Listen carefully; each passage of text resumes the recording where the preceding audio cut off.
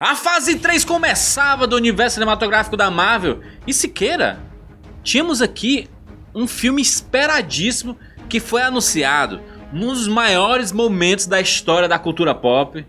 Kevin Feige no cinema, recheado de fãs. Juras, eu queria ter estado lá. Que loucura, né? Queria ter estado lá. Começar a anunciar o calendário, vários filmes confirmados, Pantera Negra, Capitã Marvel. Aí, ó. Filme do Inumanos, que nunca aconteceu. Ele vai falar, Capitão América, Sociedade da Serpente. Aí, gente... Sociedade da Serpente, que negócio estranho. E aí ela anuncia que Vingadores vai ter uma divisão, vai ser Vingadores parte 1 e parte 2, que depois virou outra coisa também.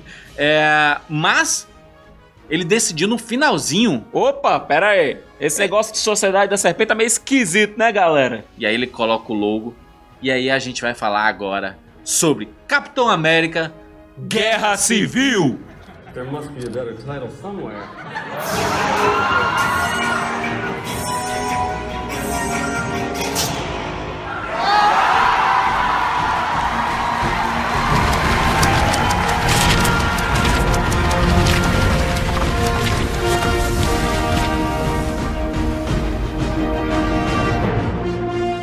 Depois das consequências de Vingadores, Era de Ultron, cara?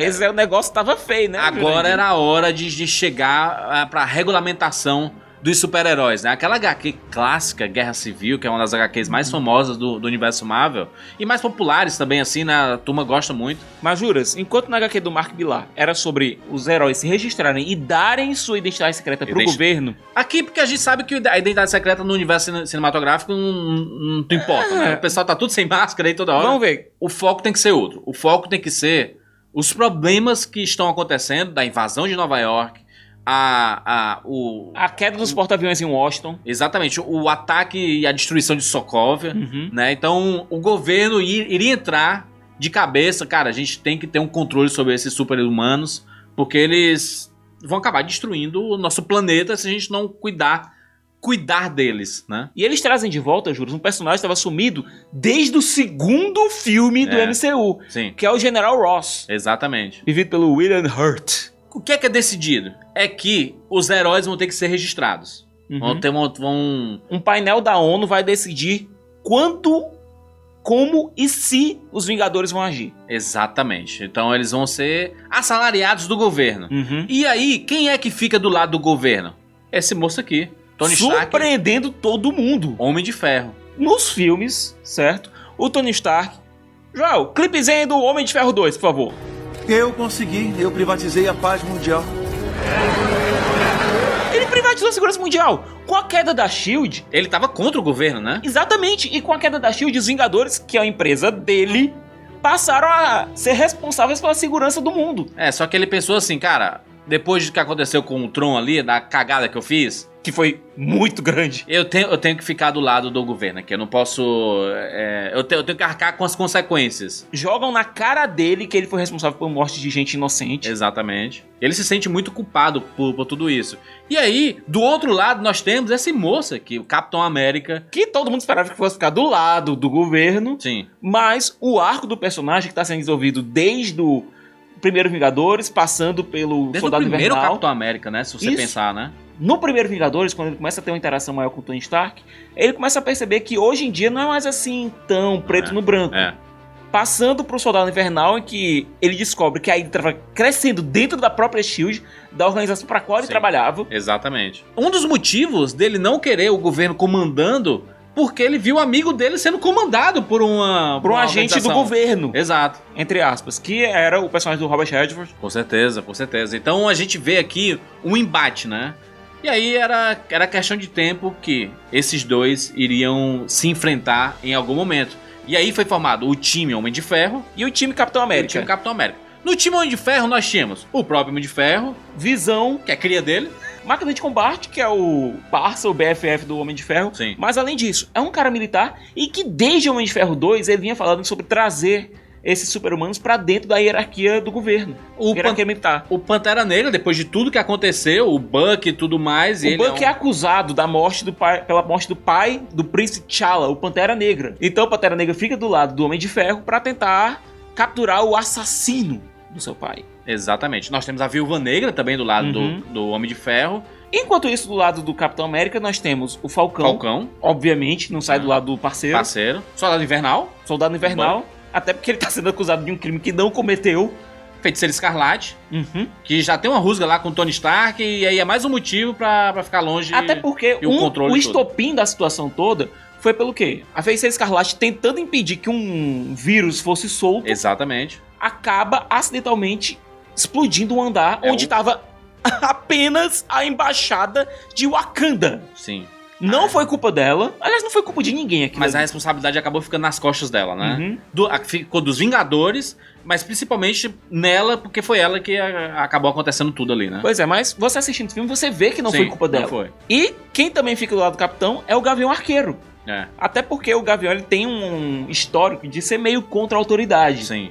E ele viu o estrago que a SHIELD já fez. Ele foi membro da SHIELD, ele sabe exatamente o que pode acontecer se tanta arma, tantos seres humanos de destruição em massa estiverem sob o comando de um painel do governo. Então...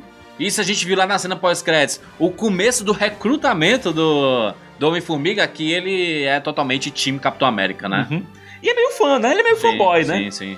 E aí, como o Thor e o Hulk estão... Um tá cuidando lá em Ragnarok, o Hulk... Tá no espaço, em algum lugar, assim. A gente tem a definição desses times, mas o time do Homem de Ferro ainda tava se fortalecendo. E aí o Tony Stark vai lá recrutar um jovem que está lá no Queens. Quem, Jurandir? Quem? Tá legal, perdi a paciência. Pirralho!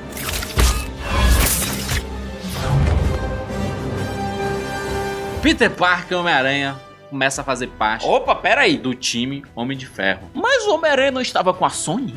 Essa é a grande discussão, né? A grande coisa foi a negociação entre a Marvel Studios e a Sony para o Homem-Aranha retornar para a Marvel Studios e poder participar dos filmes, mesmo que os filmes solos do Homem-Aranha ainda aconteçam pela Sony, mas o personagem vai participar sobre a supervisão e sobre os olhares do Kevin Feige e Marvel Studios, né? Aqui vale um pequeno interlúdio, certo?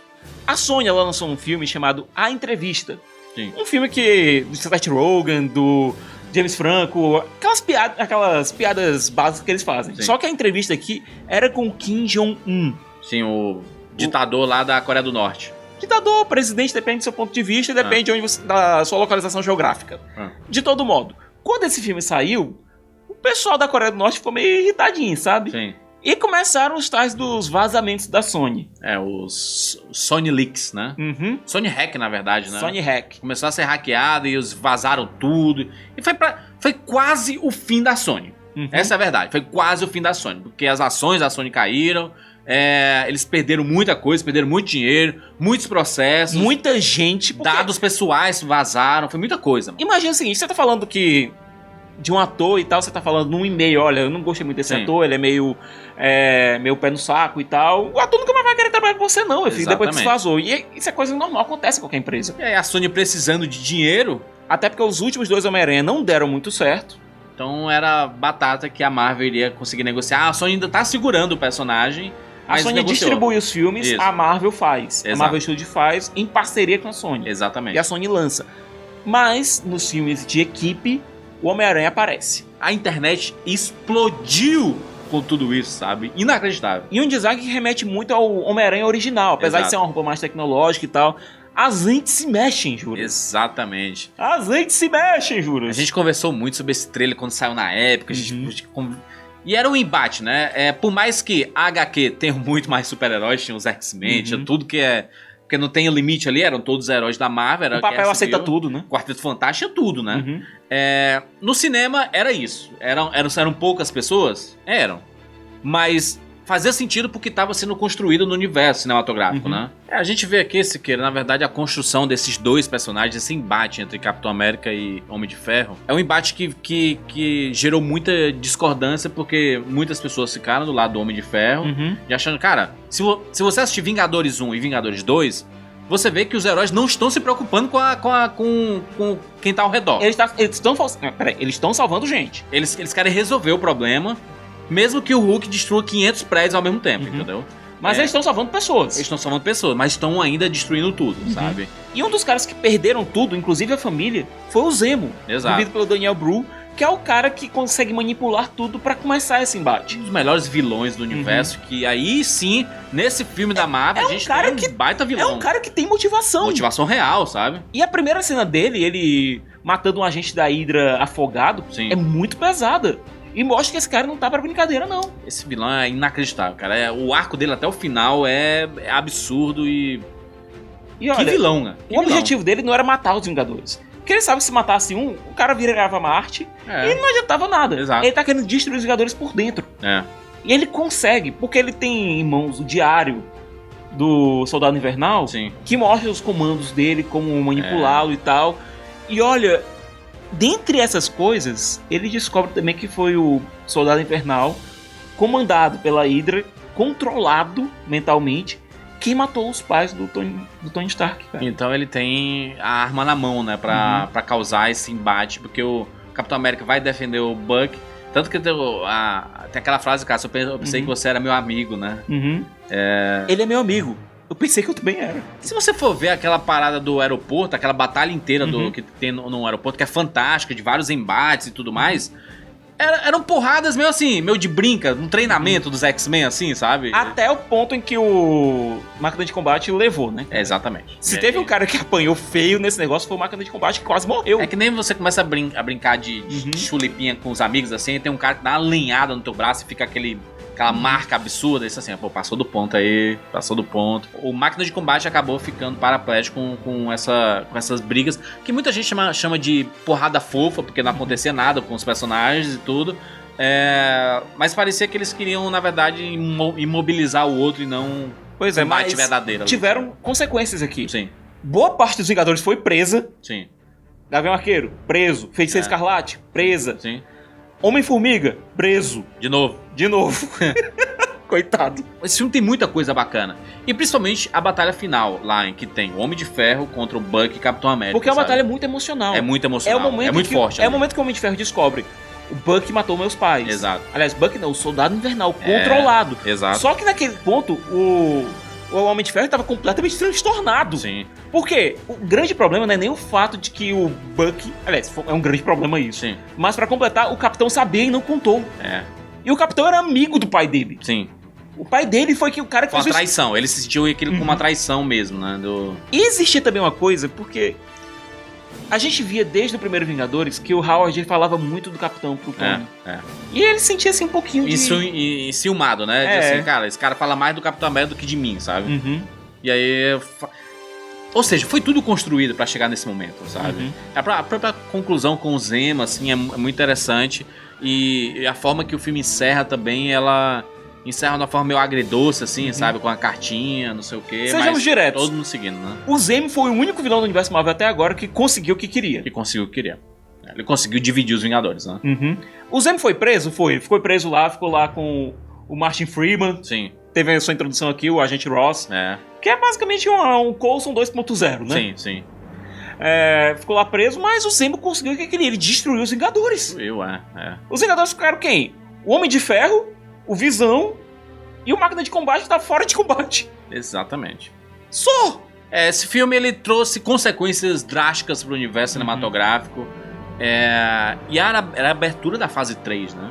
Essa abertura da fase 3 que prometia apresentar novos personagens, novas histórias de origem, que a gente vai conversar no próximo vídeo. Um vídeo recheado de filmes, tá? As coisas vão ficar um pouco estranhas. Se inscreve no nosso canal pra você não perder nada da nossa cobertura sobre o universo cinematográfico da Marvel. 10 anos de tudo isso. Siqueira, próximo vídeo: Doutor Estranho, Guardiões da Galáxia 2, Homem-Aranha de Volta ao Lar, Thor Ragnarok, Pantera Negra, ainda tem Guerra Civil. Infinita. Ainda tem Guerra Infinita.